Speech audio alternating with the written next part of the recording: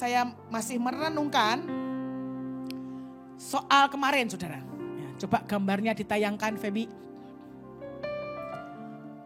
Waktu dikatakan sebutir pasir. Sebutir pasir. Lalu semua orang, hari itu saya dengarkan semua khotbahnya. Berkonsentrasi kepada pasir yang menjadi mutiara. Tapi pernahkah kita berpikir bahwa kitalah kerangnya? Saudara, saya mau cerita. Pada satu hari ada kerang ini, kita kasih nama siapa ya? Kita kasih nama kerangnya Ulil. Si Ulil ini saudara bertumbuh berkembang menjadi kerang yang dewasa. Lalu dia setiap hari saat tertentu dia harus membuka cangkangnya sedikit untuk apa? Menghirup atau meminum air laut untuk dimasukkan ke dalam cangkangnya. Untuk membersihkan diri. Tapi seringkali karena air laut masuk maka pasir pun masuk. Itu tidak bisa dipungkiri. Tidak mungkin saudara ada di dalam sebuah lautan atau pinggir pantai. Engkau membuka cangkangmu, air laut masuk. Maka yang masuk adalah babi panggang, babi kecap. Saudara, bukan pasir saudara. Dan sebenarnya ada 3 tahap atau ada 3 cara. Bagaimana kerang ini mengeluarkan pasirnya. Saudara, ternyata ini tiram atau kerang ini yang membentuk yang namanya mutiara tidak selalu dia bisa membentuk mutiara. Menurut penelitian katanya itu, cuma 10% kerang yang bisa menghasilkan mutiara. Hanya 10% alami saudara, bukan yang buatan. Kalau buatan kan sengaja itu, ini yang alami. Dari semua kerang yang liar, si Ulil ini saudara, kalau dia kemasukan pasir, ada 3 cara yang akan dilakukan setiap kerang. Yang pertama, kenapa kok cuma dikatakan hanya sekitar 10% yang bisa menghasilkan mutiara? Karena rata-rata semua kerang, begitu ada sesuatu yang asing yang masuk ke dalam cangkangnya, maka dia akan mengeluarkan semua pasirnya. Nah, kalau semua pasir ini bisa keluar dari cangkangnya, aman dia saudara. Yang pertama. Tapi ada model yang kedua. Begitu masuk pasir, dia keluarkan. Tapi ternyata masih ada yang ketinggalan satu. Tapi kenapa cangkang ini, dia bertahan dengan kesakitannya. Biarin aja sakit. 1 hari, 2 hari dibiarkan sakit. Dan tidak menghasilkan mutiara. Tapi ada cara yang ketiga. Seperti yang si Ulil ini lakukan. Saat pasir masuk ke dalam cangkangnya, dia berusaha keluarkan yang namanya semua pasir yang kotor itu. Tapi kadang masih ada yang ketinggalan saudara, 1. Dan sakit. Tapi untunglah si Ulil ini memilih jalan yang benar. Dia tidak ingin seperti tetangganya, begitu pasir masuk sakit dan didiamkan. Tapi Ulil ini berkata, sakit ya, tidak enak. Maka dia mulai mengeluarkan lapisan atau sebuah cairan, bukan lendir saudara ya, yang namanya nekre saudara. Untuk melapisi apa? Supaya di pasir, supaya tidak sakit. Nah, cairan atau ini tuh seperti laba-laba pakai air liurnya membuat jaring. Nah, sama tiram ini. Maka dari dalam dia akan melapisi pasirnya sekali. Dia masih rasa kok tidak enak ya. Masih ada yang tajam. Dia akan lapis lagi terus. Saudara, tapi tahukah engkau? Begitu dia melapisi. Ya toh, sakit enggak sih Ulil ini? Sakit. Lama-lama tidak sakit tapi. Cuma apa? Ganjel. Ya toh saudara, ya toh. Kan lama-lama kan 1 lapis pasir yang kecil. Dilapisin lagi 1 tahun, 2 tahun. Lama-lama kan jadi besar. Tidak sakit. Ya toh. Tapi kan ganjel rasanya. Contoh, saudara kan kok di sini kan copot sepatu nih. Ya toh. Tidak ada di sini yang pakai sepatu toh. Di dalam ruangan. Hah? Kalau ada di dalam ruangan bertobat saudara ya. Enggak boleh. Ya toh. Nah saudara lepas sepatu. Tapi kadang-kadang kaki kita tidak bersih. Begitu kita masukkan lagi sepatu. Ada masih ketinggalan, entah kerikil atau apa. 1, pertama mungkin tidak enak. Tapi lama-lama saat kita jalan mengganggu enggak? Mengganggu. Lama-lama kalau keinjak apa? Sakit-sakit. Nah kalau kita tinggal copot sepatunya, keluarkan kerikilnya. Tidak bisa dengan si Ulil ini. Jadi dia menghasilkan lapisan demi lapisan. Berhari-hari, berbulan-bulan. Dia tidak mengeluarkan si pasirnya tapi melapisi. Tetap ganjel gak di dalam? Tetap ganjel. Tapi tahukah saudara di tengah kesakitannya, setelah sekian tahun dan dia merasa bahwa cangkangnya tidak cukup kuat untuk bisa menahan yang namanya benjolan yang ada di dalam dirinya. Lalu tiba-tiba datanglah seorang manusia. Sedang ada di pinggir pantai. Si ulil ini berusaha untuk membuka cangkangnya, mengeluarkan yang dari dalamnya, yang ganjel tadi yang tidak enak. Tapi tidak berhasil. Lalu tiba-tiba ada seorang manusia datang di tepi pantai. Dan dia lihat, ada tiram nih, ada kerang nih. Lalu dia ambil dan dia buka. Begitu dibuka, sebuah kebebasan untuk si ulil. Ya toh? Supaya apa? Kelihatan yang ganjil tadi diambil oleh manusia. Saudara, tahukah engkau? Kesakitan yang dialami oleh kerang ini menjadi kebahagiaan orang yang menemukannya. Nah, saat saya merenungkan, lah ya Tuhan, kalau jadi kerang tuh kan gak enak. Kalau khotbah kan enak saudara ya. Kita menjadi mutiara Tuhan. Saudara tahukah engkau? Dari seluruh dunia, mutiara ini yang alami saudara. Kalau dia punya bentuk yang sempurna, itu harganya lebih mahal dari berlian saudara. Meskipun berliannya bagus potongannya. Kenapa? Karena dikatakan mutiara ini adalah satu-satunya batu mulia. Yang apa? Dibentuk oleh makhluk hidup, organisme yang hidup. Tapi kalau kayak berlian, batu-batuan dari sedimen, yang dengan pressure yang berat, ya toh, pressure yang luar biasa, panas perut bumi, itu yang membentuk mereka. Tapi yang dibentuk oleh makhluk hidup satu-satunya cuma mutiara. Nah, dikatakan bahwa satu-satunya permata dibentuk dari organisme yang hidup. Nah, saudara, dalam kehidupan kita, engkau mau menghasilkan mutiara untuk menyenangkan hati Tuhan, betul enggak? Kita ini kan seperti sesuatu proses yang sedang berjalan dalam kehidupan kita, sampai Tuhan temukan kita. Engkau harus hidup. Sebab kalau kita tidak hidup, engkau tidak bisa mengeluarkan lapisan demi lapisan yang membentuk mutiara. Jadi syarat pertama, supaya engkau menjadi mutiara, engkau harus hidup. Lalu gini, lalu kenapa sih Ci? Kok mutiara mbok batu mulia aja? Saudara baca di firman Tuhan. Ya. Baca di firman Tuhan saudara. Di Wahyu pasal yang ke-21. Ayat yang ke-14. Wahyu pasal ke-21 ayat 14. Dan tembok kota itu mempunyai 12 batu dasar. Dan di atasnya tertulis ke-12 nama, ke-12 rasul anak domba itu. Lompat ke ayat 18 dan 19. Tembok itu terbuat dari permata yaspis. Dan kota itu sendiri dari emas tulen, bagaikan kaca murni. Dan dasar-dasar tembok kota itu dihiasi dengan segala jenis permata. Dasar yang pertama batu yaspis, dasar yang kedua batu nilam, dasar yang ketiga batu mirah, dasar yang keempat batu samrud. Saudara seterusnya. Kemudian di ayat 21 dikatakan, dan ke-12 pintu gerbang itu adalah 12 mutiara. Saudara kebayang enggak? Pintu tapi dari mutiara. Pikiran saya. Gitu. Saya belum pernah lihat, belum pernah ke surga dibawa ke sebuah gerbang yang bentuknya mutiara. Belum pernah saudara. Kalau Tuhan entah itu penglihatan entah mimpi membawa saya seperti kayak ruang rapat, pernah sekali. Ya. Nah tapi belum pernah. Kalau yang ruang rapat yang saya lihat itu cuma seperti orang tempat kerja Tuhan, tempat Tuhan rapat lah istilahnya. Tapi saya belum pernah melihat pintu dari mutiara. Pikiran saya mungkin mutiara yang kecil-kecil. Ya toh? Yang kecil-kecil tapi banyak gitu, mute-mute lah mungkin. Ya toh?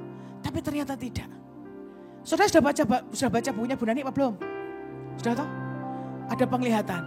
Dia masuk ke gerbang mutiara. Kebayang enggak saudara? Pintu gerbangnya mutiara. Kalau pintu gerbangnya mutiara, pernahkah engkau membayangkan sebesar apa mutiaranya? Dan ada 12 loh saudara. Enggak cuma satu. Berarti mutiara sangat besar. Kok bisa ada Cik mutiara? Karena Tuhanlah mutiaranya. Saudara, dia lahir dari Allah menjadi manusia. dengan semua proses yang dialami 33 tahun lamanya. Itu membentuk mutiara yang sangat giant raksasa Tuhan. Dari semua apa yang dia korbankan buat kita. Jadi dikatakan bahwa pintunya saja mutiara. Kenapa? Saudara tahukah engkau?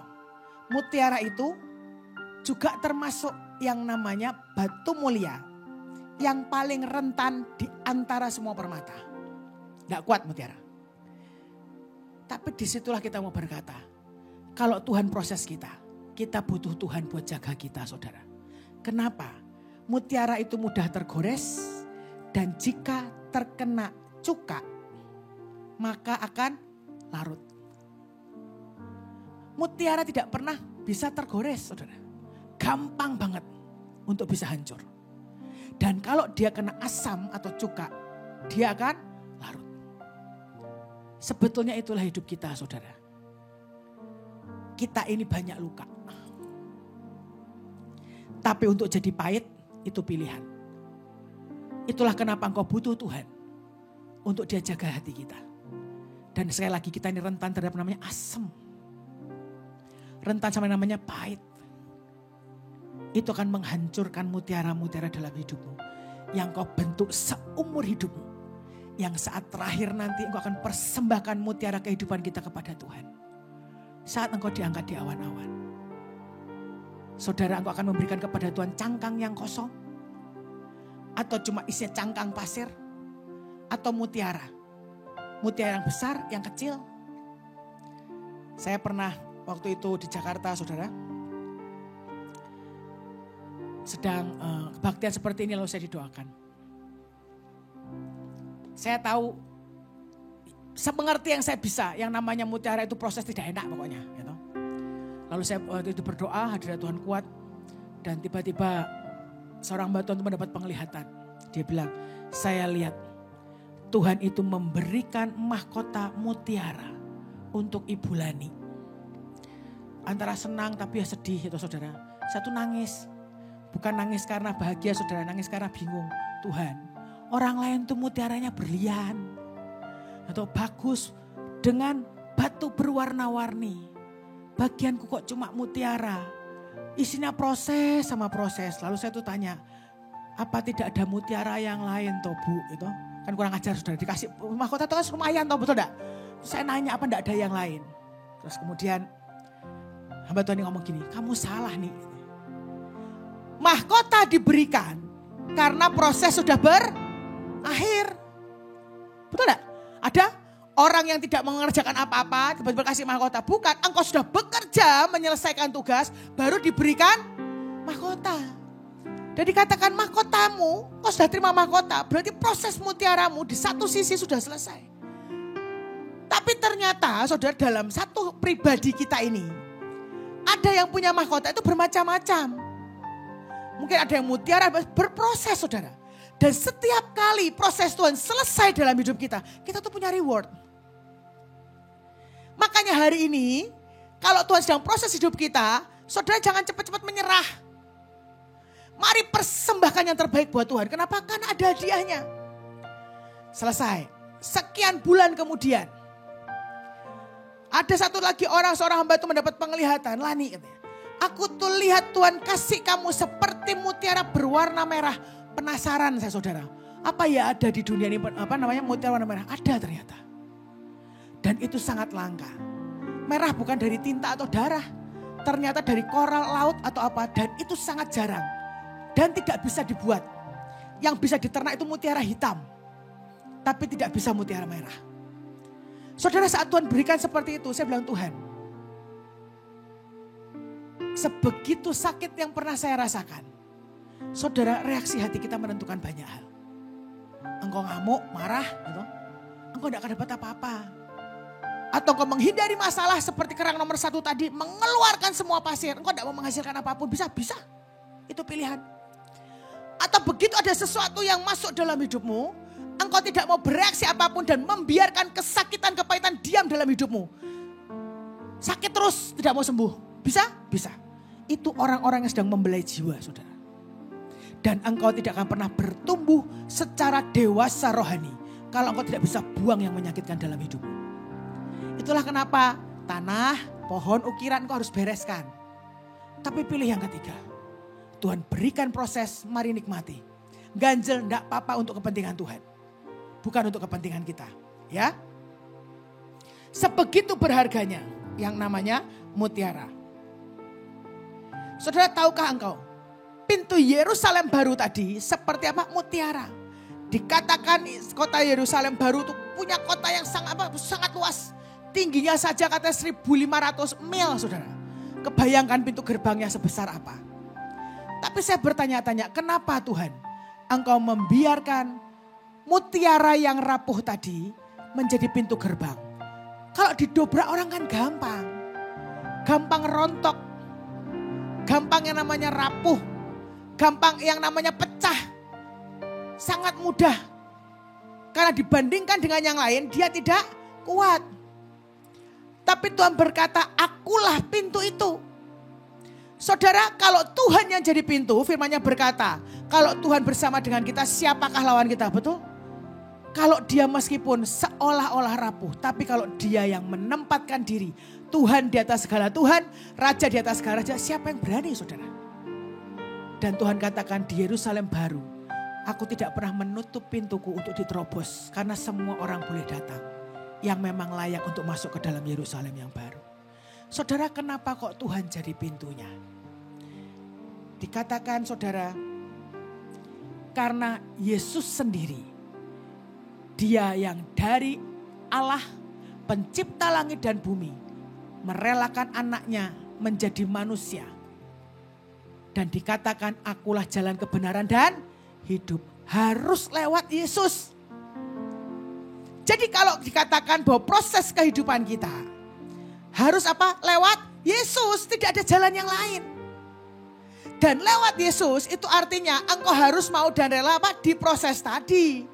Saudara, Tuhan kita mengalami yang namanya proses 33 tahun. Saudara, Tuhan itu punya iritasi hati sendiri loh saudara sebetulnya. Gitu. Nih ya ayatnya. Yohanes 14 ayat 6 dikatakan. Yohanes pasal 14 ayat 6. Kata Yesus kepadanya, akulah jalan dan kebenaran dan hidup.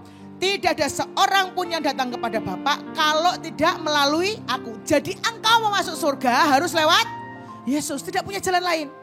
Tapi dikatakan di Yohanes 10 ayat 7 dan 9. Yohanes pasal yang ke-10.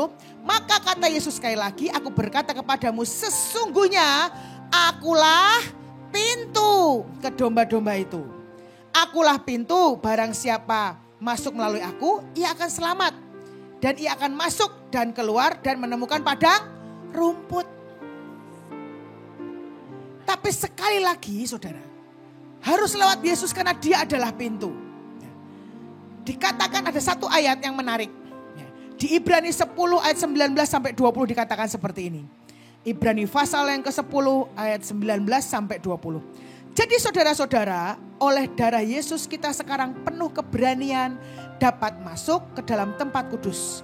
Karena ia telah membuka jalan yang baru dan yang hidup. Di terjemahan lain, jalan yang baru dan yang hidup itu dikuduskan. Ya. Tapi bahasa Yunaninya aslinya, percaya aja saudara ya. Itu tuh ekainiso. Oh, susah saudara, ekainiso. Artinya apa? Diperbarui. Nah, pasir yang masuk ke kerang tadi saudara, itu bukan dihilangkan. Tapi apa? Diperbaharui. Hari demi hari si pasir itu diperbaharui saudara. Sehingga ia membuat apa? Pasir dengan ciptaan bentuk yang baru. Yang disebut orang mutiara. Jadi kita ini saudara perlu yang namanya rela untuk apa? Kadang-kadang kalau Tuhan izinkan sebuah kesakitan bersama dengan kita. Tapi reaksi hati kita harus benar. Nah, Tuhan itu menghasilkan mutiara yang sangat besar.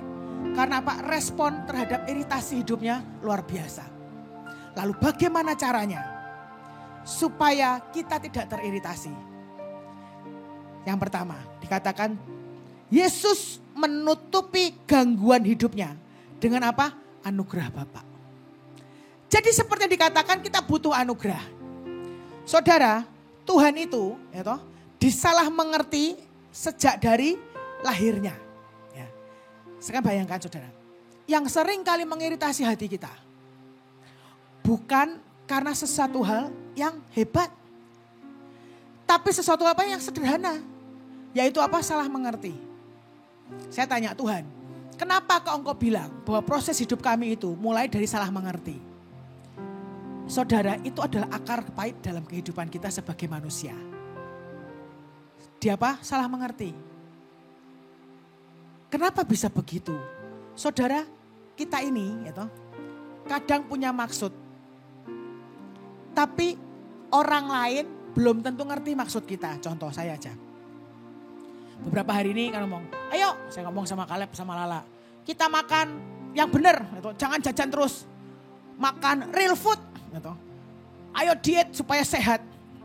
Jadi saya belanja saudara. Hari ini masak sop ayam, besok asam-asam daging. Kreatif toh. Maksud saya kan baik. Supaya kami agak langsing lah sedikit. Ya toh, makan sehat. Tidak jajan terus karena satu mahal. Kalau masak lebih irit. Ya toh. Tapi tahukah saudara kadang-kadang, Mami kenapa sih belanja masak di rumah? Memang kita gak boleh jajan ya? Tidak bisa kita jajan, sengaja tidak bisa kita jajan. Ngerti tidak saudara? Loh, maksud saya itu baik supaya kita sehat. Tapi kadang-kadang itu dianggap sebagai sebuah hambatan. Oh berarti aku tidak bisa jajan ya? Berarti aku tidak boleh makan di luar. Sederhana atau saudara? Nah sekarang bayangkan, Tuhan Yesus sepanjang hidupnya. Dikatakan seperti apa? Yesus itu juru selamat dunia, betul enggak? Ngerti kan kita? Dia juru selamat dunia. Tapi pernahkah engkau menempatkan Yesus sebagai juru selamat dunia? Enggak. Waktu dia lahir, Herodes saja sudah salah dari awal. Herodes sudah berkata, ini ada satu orang anak lahir yang akan menjadi raja. Jadi bahkan Herodes salah mengerti tentang tujuan kelahiran Yesus. Herodes. Di tengah kehidupannya, Tuhan juga disalah mengerti oleh apa? Orang tuanya. Bahwa dia satu orang tuanya tidak mengerti bahwa tujuan hidupnya Yesus. Dia itu anak Allah, dilahirkan dengan cara yang ajaib hanya untuk apa? Mati dan disalib. Tapi bahkan orang tuanya tidak mengerti. Bahkan Tuhan itu dianggap dia sebagai apa? Pemenuh kebutuhan saudara. Dia ini pencipta langit dan bumi. Dia datang ke dunia sebagai juru selamat. Tapi dianggap apa? Diminta untuk menyelamatkan kebanggaan seorang pria yang menikah gara-gara anggurnya habis. Betul tidak? Nih saudara, ibaratnya. Seperti yang namanya Kapten Amerika atau Marvel. Dengan semua pahlawan yang luar biasa. Menyelamatkan dunia. Cuma saya panggil, sini. Jadi satpam di windu. Gitu saudara. Superhero sampai saudara jadikan apa? Satpam. Nah kita tuh. Dia juru selamat. Tapi bahkan ibunya hanya melihat, anakku ini memang juru selamat. Tapi lebih mementingkan untuk menyelamatkan sebuah kebanggaan seorang mempelai pria. Dalam pernikahannya karena anggurnya habis. Dan Maria melihat anggurnya habis. Itulah kenapa Tuhan tanya, mau apa engkau daripadaku ibu? Karena waktuku belum tiba. Seringkali itu kita saudara. Engkau tidak menghormati Tuhan sebagai pencipta langit dan bumi, juru selamat kita. Engkau membiarkan Yesus menjadi apa? Pemenuh kebutuhan hidupmu. Percayalah dia sedang memenuhkan apa yang kita butuhkan dan kita perlukan. Tapi yang dia perlukan dari kehidupan kita, dia butuh kita mempunyai roh yang serupa dan segambar dengan Allah. Itu yang seringkali kita tidak sadari. Saudara pernahkah yang seringkali saya tanya, kalau Tuhan bertanya kepadamu hari ini apa yang kau perlukan, saudara akan mengeluarkan sederetan panjang kebutuhan siapa? Jasmani saudara. Oh enggak Ci, saya mau minta yang rohani. Minta pengurapan untuk apa engkau diurapi? Supaya semua orang bisa melihat bahwa engkau diurapi Tuhan dan menjadi sombong dan tinggi hati. Aku mau karunia Ci untuk kepentingan Tuhan. Atau karena untuk engkau berjalan menyembuhkan orang sakit dan kemuliaan hanya untukmu. Atau kemuliaan bagi dua deh. Saudara tanpa kau sadari engkau minta apapun kepada Tuhan. Engkau sudah mementingkan diri kita sendiri untuk kepentingan kita. Tapi pernahkah kita ini? Kita bergerak, melakukan apapun. Saudara sampai nyanyi. Engkau duduk di tempat ini mendengarkan firman Tuhan. Untuk kepentingan Tuhan. Bukan untuk kepentinganmu. Saat dikatakan, Lord you more than everything. Engkau Tuhan lebih dari segalanya. Benarkah seperti itu? Atau cuma saudara sekedar nyanyi? Saat Tuhan cerita hari itu, saya nangis saudara. Iya Tuhan. Kita ini terlalu jahat. Bagaimana mungkin seseorang yang mengasihi dan mengorbankan segalanya buat kita. Dan kita cuma anggap dia menjadi orang hanya yang melengkapi apa yang kita perlukan dan kita butuhkan. Herodes salah mengerti tentang tujuan kelahirannya. Orang tuanya salah mengerti tentang tujuan hidupnya. Dan orang banyak salah mengerti tentang misinya. Dikatakan bahwa orang banyak akan berkumpul saat Tuhan menyembuhkan dan memberi makan. Betul? Semua orang kumpul ribuan. Tapi begitu dia mulai menyampaikan kebenaran firman Tuhan. Orang bilang, yang ini keras firmannya, kita tidak bisa tahan. Mereka meninggalkan Tuhan. Bagaimana dengan kita? Saudara, pernahkah kau pikirkan lagi?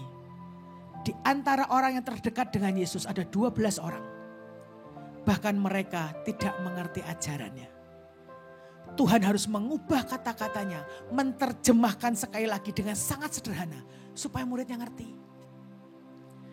Saya ngomong gini, Tuhan, saya mengucap syukur Engkau tidak pernah menyerah dengan kami. Seandainya saya yang jadi Yesus saudara. Saat saya berkumpul mungkin ya toh, di sinagog ngajar. Mamahnya nyariin kemana sini Lani. Kok menghilang? Anak nakal. Harusnya kan kamu ikut pulang. Kenapa malah menghilang? Saat semua orang hanya datang kepadanya karena engkau membutuhkan sesuatu. Dan begitu Yesus mulai memberitakan kebenaran firman Tuhan. Dan kita meninggalkan. Itu mengiritasi hati Yesus saudara. Tapi toh tetap kok. Dia meletakkan hidupnya. Dia mati disalib buat kita. Dia ngerti kita tidak ngerti apa-apa. Dengan semua yang sakit. Tapi dia memilih untuk apa? Melapisi kesakitannya. Dengan kasih. Dengan anugerah. Dengan pengertian yang daripada Tuhan. Lah kita saudara. Kita ini gampang banget yang namanya tersinggung. Saya cerita saudara ya. Di kota lain di sini tidak ada. Saudara. Semua baik semuanya. Luar biasa baiknya. Ya. Hari itu ada acara perjamuan kasih. Lalu saat karena tempatnya agak sempit saudara. Maka orang ini agak berdesak-desakan. Mepet-mepet gitu semuanya. Lalu ada satu orang.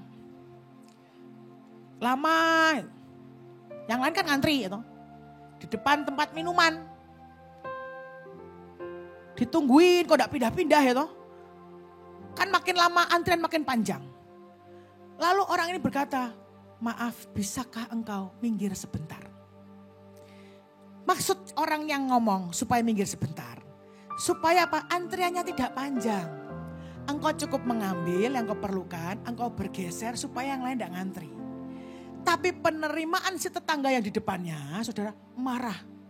Jadi saya tidak boleh ngambil minuman. Memang cuma kamu saja mau ngambil minuman, marah saudara. Padahal cuma minum. Dan dia sudah ngambil. Salah kaprah. Tahukah tanpa kau sadari, itu saling menyakitkan. Seringkali kita begini. Di persekutuan, di gereja, komunitas, apa saja. Rumah tangga, kan sama. Sekali waktu saya mendengarkan sebuah percakapan antara suami dengan istri. Udah Lala sama Kaleb aja lah gampang. Jangan marah ya. Nasib mula hidup denganku, engkau harus bisa diceritakan hidupnya ya. Kadang-kadang itu kan gini saudara, kami ini kan tidak ada yang kecil di antara kami saudara ya. Kamu naik berapa kilo dek? Menikah 5 tahun naik 10 kilo saudara ya. Kaleb kamu naik berapa? 30 kilo ya, oke. Lebih mantap tuh kan saudara ya. Berarti kan diberkati Tuhan saudara. Saudara kita suka ngomong gitu. Yuk, cuma ngomong. Makan jangan sembarangan. Badan tuh dikecilin. Ngomong gitu saudara ya. Terus nanti yang satu lagi tersinggung. Bukannya gak mau kurus katanya, tapi siapa yang ngajak makan terus? Itu jadi akhirnya berantem. Kan? Yang satu merasa, yang satu menggedein badan, yang satu merasa kan kamu yang ngajak makan terus gitu ya. Jadi kami ini punya kesepakatan supaya tidak salah paham. Jadi kalau puasa, kami harus puasa bertiga. Kalau buka, harus buka bertiga saudara. Karena kalau satu puasa yang dua tidak, nanti yang dua mempengaruhi, hari yang satu tidak jadi puasa. Gitu. Tapi itu membuat salah paham. Nanti kadang-kadang, gitu, kalau dia lagi jengkel sama saya gitu ngomong gini. Mami jangan marah-marah aja. Mami gendut, gitu kan ngomongnya saudara. Saya bilang, anak gendut, gitu, kan kita sama-sama gendut. Tapi tanpa sadari, itu menyakitkan hati saya saudara. Itu benar enggak? Bukan gini, kok main fisik? Enggak saudara. Tapi Tuhan ngomong, kamu kok sakit hati kenapa? Mosok Tuhan yang dijadikan anak bilang mami gendut, gitu. Itu kan menyinggung gitu saudara. Lah Tuhan tanya, lah kamu gendut enggak? Gendut gitu. Lah terus masalahnya apa Tuhan bilang? Ya tapi kami menyakitkan hati Tuhan. Maunya gimana? Kita maunya. Aduh mami cantik gitu. Kemarin Joakim lucu tanyain. Joakim mau ketemu siapa? Ken. Iya sama mamah Ken katanya. Kalau Ken sama mamah Ken cantik mana? Cantik mamah Ken katanya. Kalau saya jadi Ken saya tersinggung saudara. Gitu? Nah, seperti itu. Gitu? Menyinggung Tuhan bilang, terus kalau kamu gendut kenapa? Ini yang selalu saya bagikan. Karena buat saya ini adalah Tuhan ngomong sendiri. Baca imamat. Gitu? Supaya apa? Hai yang gendut-gendut, engkau harus apa? Mengucap syukur. Gitu? Saudara, engkau tidak kurus kering dan cungkring. Hari ini banyak angin yang kencang. Kalau engkau gendut, engkau tidak terbang saudara ya. Tapi yang badannya kurus-kurus ini akan siap-siap terbang. Itu mungkin sebagai pemberat itu di kakinya. Baca imamat. Itu soal keimaman. Dan kalau engkau baca persembahan. Yang paling disukai Tuhan itu apa? Pinter. Lemah. Tuhan bilang. Ya Tuhan tapi kan tidak sehat. Makanya Tuhan bilang ini, kamu boleh besar. Asal sehat. Nah, saudara seringkali kita marah. Padahal tahukah engkau, hai orang-orang gendut yang ada di windu, kita dicintai Tuhan lebih saudara. Ya toh? Tapi jangan lupa kita yang taruh mesbah pertama kali, ya toh, dikorbankan. Karena Tuhan cinta. Tapi sekali lagi, engkau naik ke mesbah Tuhan, meletakkan korban sebuah kehormatan. Saya sampai bilang, tolong doakan saya supaya saya ini tidak terlalu besar dan gemuk. Lalu ada seorang pendoa ngomong gini, Lani, saya sudah berdoa untuk kamu. Oh, berdoa apa tante? Supaya kamu tidak gemuk. Apa tidak luar biasa saudara? Berat badan aja diurusi Tuhan. Ya toh? Luar biasa. Tapi kok Tuhan ngomongnya aneh ya katanya. Ngomongnya apa tante? Biarkan dia seperti itu. Sebab kalau dia kurus dia tidak kuat. Gitu saudara ngomongnya. Ya toh? Saya pikir mungkin karena saya panggilannya Pilar. Saudara harus Pilar membesar tapi ya tidak saudara ya. Tapi ya sudahlah. Tapi kau harus bisa berdamai. Setiap omongan orang kepada kita dan kita kepada orang lain tidak boleh menimbulkan salah mengerti. Itu yang membantu kita untuk tidak menghakimi. Engkau memberikan nasihat, engkau harus minta hikmat kepada Tuhan. Bagaimana cara menyampaikan supaya orang yang kau bicarakan ini tidak tersinggung atau marah. Saya pernah contohnya saya jelas saudara ya. Sekali waktu saya pergi ke undangan saudara. Saya tahu badan saya besar. Ya toh. Kemudian karena satu dan lain hal. Saya ini punya kulit yang sama seperti Daud. Ya toh, kemerah-merahan itu. Kemudian karena kecemplung di sungai. Lalu tangan ini lumayan sekarang toh. Agak sedikit terang. Tapi ada bercak-bercak hitamnya. Ya toh. Namanya pergi ke undangan. Semua orang kan pakai baju bagus. Kan sudah ada kondangan pakai daster kan. Kecuali apa namanya. Pesta baju tidur mungkin saya tidak tahu. Nah tapi kan sudah rapi. Saya kan saya itu tidak suka make up saudara. Kalau memang keundangan biasa saya akan dandan biasa saja seperti ini. Pakai baju profetik, pakai sepatu sudah gitu. Kecuali urgensi misalnya tiba-tiba kemana bevis apa. Manggil lah yang namanya buat ngeset rambut lah, make up yang lengkap. Sehingga yang merah tadi tidak kelihatan, kan kalau dipoles tidak kelihatan saudara ya. Tidak kelihatan, muncullah Lani yang lain. Tapi hari itu saya dandan biasa saja. Gitu. Lalu tiba-tiba datang kepada saya seorang tante. Kamu sepupunya ini ya katanya. Oh iya tante, Terus tahu enggak saudara, itu kan duduk ya, saya kan duduk manis, itu kan di meja. Dia tuh menggeser kursi dekat saya, lalu dia lihat gini, "Hi, mukamu tuh kenapa? Kok mukanya bolong-bolong? Kenapa kok merah-merah? Hi, tanganmu kenapa?" Saudara, itu saya diomong dari mulai kepala, saudara, rambut sampai kaki. Saudara, itu yang namanya saya mau marah emosi ya, tapi gini, ini orang enggak ada sopan ya gitu. Mau merah kulit saya enggak minjem kulitnya dia itu. Dia bilang, ini bercak-bercak tanda milik Kristus, saya pelayanan bukan karena saya menyemplung di Kalimantan, saudara. Itu marah saya. Tapi saya coba berusaha menahan. Saya tidak tahu apakah wajah saya tambah merah atau dari itu. Harus pakai skincare. Yang ini bagus, kamu harus pakai ini nanti ditutup gini. Saya cuma mesem aja. Oh ya tante. Lalu semua dikomentari. Harusnya kamu jangan pakai baju seperti ini. Lawang baju-baju saya tidak minjem bajunya loh ya saudara ya. Sudah bagus ada bajunya. Semua dikomentari. Saya tidak tahu apa yang terjadi dengan hidupnya saudara. Gitu. Untung dia tidak tanya. Sudah menikah? Itu pertanyaan dulu yang saya benci saudara. Saya bilang belum tante. Lu kamu umur berapa kok tidak menikah? Gitu kan. Ya terserah atau yang hidup saya kok saudara ya gitu kan. Lalu ditanyain, kan bilang, tapi kamu punya anak? Punya. Wah lebih heboh itu. Disangka saya menikah, tidak menikah tapi punya anak saudara. Sudahlah. Tapi Tuhan saya ngomong, tapi kalau saya ngelapor sama Tuhan, Tuhan jengkel aku. Kenapa sih ketemu orang-orang netizen yang julid, yang pengen tahu kehidupan kita, betul tidak saudara? Gitu. Saudara tahukah engkau di awal pertama, engkau kecelakaan, CF meninggal. Lalu saya ke Semarang tuh, bawa Bevi sama Am kecil-kecil. Semua orang yang memandang saya, saudara, dari kepala sampai kaki, sampai tabatin, ini orang bukan setan, gitu. Semua dinilai. Lalu gosip berterban di mana-mana, kuat enggak? Rasanya enggak kuat. Tapi untunglah itu sudah berlalu sekian puluh tahun yang lalu, itu saudara. Tapi sekali lagi, itu apa? Mengiritasi hati. Dan pertanyaan Tuhan, kamu tuh marah buat apa? Jengkel. Lalu Tuhan memberikan urutan, saudara. Bukankah itu manusia pada umumnya akan bertanya? Saudara sekolah toh? Nanti kok ketemu nih ya, oma-oma. Sudah selesai apa belum sekolahnya? Betul ya saudara gitu kan? Gitu? Oh sudah tante. Sudah kelas berapa sekarang? Dari SD kok ditanya di SMP SMA. Begitu SMA engkau lulus sekolah di mana nanti setelah ini? Gitu? Nanti kalau begitu kelas saudara kelihatan jomblo, sudah punya pacar belum? Oh belum tante, kenapa enggak punya pacar? Punyalah pacar. Katanya. Kita punya pacar. Ya toh? Menikahnya kapan? Kok pacaran terus katanya. Serba salah toh? Kita menikah, belum punya anak, kok enggak punya anak? Pertanyaan selanjutnya. Saya sadar satu pertanyaan yang sampai hari ini saya simpan. Dan saya tidak akan pernah tahu kapan pertanyaan itu akan keluar saudara. Seandainya ada orang saya diberikan kesempatan, saya akan tanya, tante kapan mati? Ya toh, dia sudah punya akses sekolah, pasti dia sudah punya anak, sudah mantu, itu sudah punya cucu, sudah komplit. Tinggal pertanyaan terakhir, tante kapan mati? Yes. Tapi ku tahan mulut ini tidak tanya saudara, jengkel saya.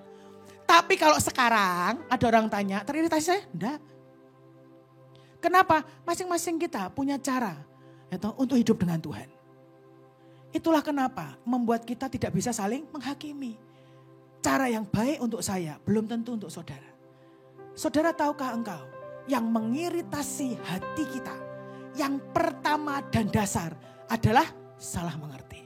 Itu akar dari semuanya saudara. Engkau mulai pahit, engkau mulai marah dari mana salah ngerti. Tapi percayalah Tuhan sudah mengalami. Dan firman Tuhan berkata di dalam Yohanes pasal yang ke-13 ayat yang ke-16 dikatakan seperti ini. Yohanes pasal yang ke-13 ayat 16. Aku berkata kepadamu, sesungguhnya seorang hamba tidaklah lebih tinggi daripada tuannya, ataupun seorang utusan daripada dia yang mengutusnya. Nah saya mau tanya, saudara ini hamba Tuhan atau bukan? Jadi kalau Tuhan ini mengalami, kita pasti ngalami enggak? Ngalami. Itulah kenapa sekali lagi engkau harus baca firman Tuhan. Kalau engkau tidak baca firman Tuhan, bagaimana caranya saudara itu bisa mengerti? Kalau buat saya baca firman Tuhan, saya ngerti Tuhan pernah ngalami. Jadi kalau saya mengalami, minimal saya sudah tahu harus bagaimana. Mungkin masalahnya berbeda saudara, mirip mungkin. Tapi ada jalan keluar selalu. Tapi dari saya saat belajar bagaimana cara Tuhan. Supaya dia tidak teriritasi hatinya. supaya dia bisa menghasilkan mutiara yang sangat besar menjadi pintu gerbang 12 jumlahnya. Karena yang pertama, dia mengatasi dengan anugerah Tuhan. Yang kedua, dia mengatasi keterbatasannya. Dengan apa? Dia bergaul karib dengan Bapaknya. Dia aktifkan roh Tuhan dan Bapaknya, saudara, untuk memberitahukan. Sekarang kebayang gak, saudara? Kalau saudara nonton The Chosen ya, film. Dia tetap Allah. Biar bagaimanapun. Biasanya yang maha hadir, kali itu di dalam tubuh manusia, dia tidak bisa kemana-mana, betul gak, saudara? Mesti jalan kaki. Gitu. Kalau sekarang mungkin harus naik angkot, naik sepeda, mungkin naik apapun, gitu kan, untuk berpindah. Tapi kok dia jadi Allah bisa sewaktu-waktu menghilang kan? Betul gak? Mau kemana aja terserah. Tidak usah pakai visa kalau keluar negeri. Tapi sekali lagi, dia juga sama. Tapi saat tertentu keajaiban supranaturalnya keluar atas seizin Bapaknya.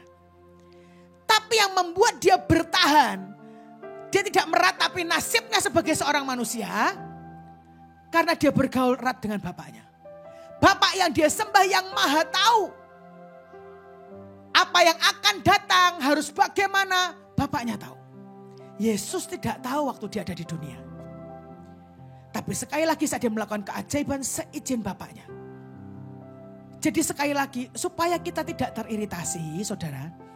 Yang pertama, kita harus bergaul dengan Tuhan kita. Lapisi dengan ucapan syukur setiap proses yang kau miliki. Tekanan dalam bentuk apapun tidak akan pernah bisa membuat kita jatuh. Tetapi harusnya itu membuat engkau makin tertancap kuat di hadirat Tuhan. Saudara, makin dalam engkau dengan Tuhan, makin besar yang Tuhan percayakan dalam hidupmu. Tapi sekali lagi, reaksi dan respon hati kita harus benar. Ya, katakan. Apa yang membuat sekali lagi Tuhan ya, tidak teriritasi? Tuhan itu menanggung salah mengerti ini, tetapi ia tidak membiarkan itu mengotori roh dan jiwanya sebagai manusia. Nah, ini loh saudara yang susah. Bagaimana caranya supaya kita tidak mengotori roh dan jiwa kita? Dengan apa? Marah, sakit hati. Kalau bukan dengan Tuhan tidak bisa. Tapi engkau harus menemukan sebuah cara. Dengan Tuhan, bagaimana caranya Tuhan? Supaya itu tidak menyentuh rohku. Supaya itu tidak menyentuh jiwaku, saudara. Dalam tekanan apapun, pekerjaan, saudara. Pelayanan, saudara. Melayani Tuhan. Saat Tuhan katakan seperti ini. Kamu harus bereskan Lani Jaya. Maka Tuhan akan membereskan sisanya. Akan menjebol banyak hal. Kan gitu janjinya saudara. Saya ngomong gini, Tuhan. Katanya habis Lani Jaya selesai. Kok rasanya biasa saja. Tidak ada yang jebol apa-apa. Tidak gimana-gimana Tuhan. Kalau kita berpikir seperti itu, kenapa? Karena engkau mengukur dengan yang jasmani. Tahukah saudara, lompatan iman yang kau alami. Pengalaman jalan dengan Tuhan yang engkau sedang lakukan. Yang engkau mungkin tidak melihat. Itu terobosan untuk apa? Menjebolkan semua kebekuan yang namanya hatimu. Semua tembok yang keras itu dibongkar oleh Tuhan. Tapi kita tidak tahu. Karena apa? Engkau selalu menilai Tuhan dengan apa? Uang. Seperti tadi. Engkau gunakan yang namanya superhero. Untuk jadi tukang parkir di windu. Nah itu ceritanya. Bagaimana mungkin seorang juru selamat. Dan engkau hanya mempergunakan Tuhan. Untuk memenuhi kebutuhan. Saudara percayalah. Dia adalah Tuhan. Yang selalu mencukupkan apa yang kita perlukan, kita butuhkan. Ya. Lukas pasal yang ke-12. Lukas pasal yang ke-12 ayat yang ke-30 sampai 31. Lukas pasal yang ke-12 ayat 30 sampai 31. Semua itu dicari bangsa-bangsa di dunia yang tidak mengenal Allah. Akan tetapi Bapakmu tahu bahwa kamu memang memerlukan semuanya itu.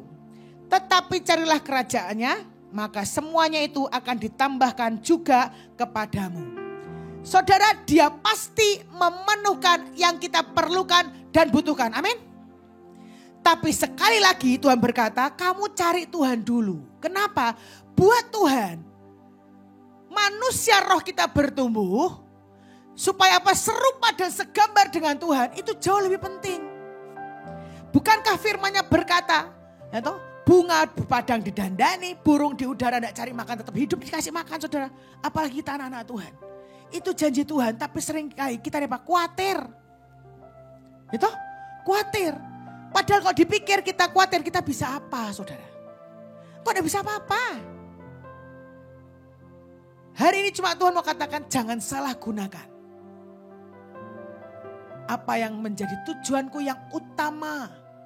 Engkau jadikan itu cuma sebagian hal yang kecil, yang sepele. Dan engkau membesarkan masalah jasmanimu.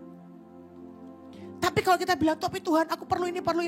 Saudara, kalau engkau masih menagih Tuhan istilahnya, engkau tidak akan percaya bahwa Tuhan sanggup memenuhkan segala sesuatu dalam hidupmu. Betul tidak? Karena engkau khawatir. Makanya saya ngomong gini, kok Pak Yusak itu tidak pernah khawatir ya? Ya ada sih saudara mungkin khawatirnya. Tapi dia tidak pernah memperlihatkan khawatir sampai bagaimana. Kalau saya tanya gitu kan. Ada sesuatu hari itu, terus saya nanya begini, terus gimana Pak? Hal apapun saudara, tahukah jawabannya? Tenanglah, nantikan Tuhan ngatur. Tapi kalau orang saudara yang biasa perfeksionis, koleris, ya toh saudara, mau semuanya ngatur, enggak bisa, harus begini gitu kan. Tapi begitu tidak sesuai dengan kita harapkan, marah kita. Padahal kadang dengan Tuhan tidak begitu. Seperti kemarin Kelani Jaya saudara, kepengennya maka semua tiket akan ada, ya toh, penginapan tenang, semua makanan tersedia, ya toh, semua kontak luar biasa jadi, saudara kepengennya. Tapi Tuhan itu selalu punya cara yang baru. Lah begitu Irlandia, ya toh saudara, semua tidak menentu, visa belum keluar, mau kemana entah kapan, ya toh, keluarnya kapan, berangkatnya kapan tidak tahu, di sana ketemu siapa mbuh, saudara ya. Enggak ngerti semuanya, tapi terus saya marah-marah gitu. Lalu saya paksa kata tanda, Tuhan bilang tenang. Saya tahu begitu Tuhan ngomong tenang, maka bagian saya untuk apa? Percaya dan menunggu Tuhan maunya apa. Tapi bisakah engkau percaya, membiarkan Tuhan punya rencana? Meskipun kadang di dalam pikiran mata kita pun, seperti tidak ada pertolongan Tuhan. Saudara perlu keberanian. Punya iman, itu perlu keberanian. Saudara kalau engkau seperti kerang yang pertama, pasir masuk dalam hidupmu, engkau lepeh semuanya. Kenapa? Tidak mau repot. Engkau tidak akan pernah bisa belajar berjalan dengan Tuhan. Atau yang kedua, engkau biarkan itu masuk dan menyakiti tubuhmu, menyakiti jiwamu, menyakiti rohmu. Dan kau biarkan. Engkau tidak berusaha menyembuhkan dirimu. Saudara, engkau tidak kemana-mana.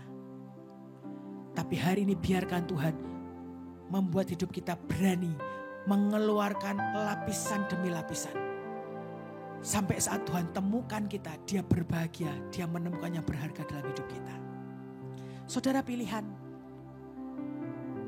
Lalu saya berkata, Tuhan, kalau seperti itu, lalu jadi anak Tuhan tuh enaknya di mana? Proses terus. Setiap kali saya bertanya seperti itu, Tuhan akan bertanya hal yang sama. Kamu pikir aku enggak diproses setelah 33 tahun? Ya diproses Tuhan itu. Dia tahu kok saudara. Yang menyakitkan semua di dalam hidup kita. Dia mengalami. Bedanya apa? Reaksi hatinya. Dia membiarkan bapaknya membalut. Dia mengeluarkan untuk melapisi lukanya. Kita kenapa? Seneng ngorek-ngorek luka kita. Ya toh? Sudah sembuh ya toh? Mengasihani diri. Diulang lagi, diceritakan lagi, dikorek-korek supaya luka merana lagi, saudara ya. Nanti sembuh, dikorek lagi. Ya itu saudara selesainya kapan? Itu seperti setrikaan. Setrikaan itu selalu maju dan mundur. Sama. Saya enggak ngomong umbel loh saudara ya. Setrikaan. Kalau ingus kan, nah keluar, ditarik masuk, keluar lagi, tarik masuk. Itu. Kalau anak kecil tuh kemarin saya ceritain tuh Abigail tuh di belakang. Kalau lagi pilek ya toh makannya sama ingusnya. Jangan. Sehatlah dengan Tuhan. Ya. Biarkan dia memproses hidup kita. Amin. Berani?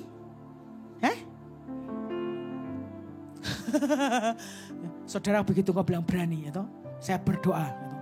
Biar Tuhan memulai perjalanan keajaibannya dalam hidupmu. Tapi sekali lagi harus saudara. Kenapa? Kita harus lawan Tuhan, tidak punya cara yang lain. Tapi sekali lagi biarkan dia mengeluarkan. Dia akan merekayasa sehingga membuat kita meletakkan korban yang sesuai dengan kehendak Tuhan. Dalam anugerah dan perkenanan Tuhan. Melapisi hari demi hari hati kita. Dan satu saat kita menghadap kepada Tuhan, dia menemui mutiara yang indah dalam hidup kita.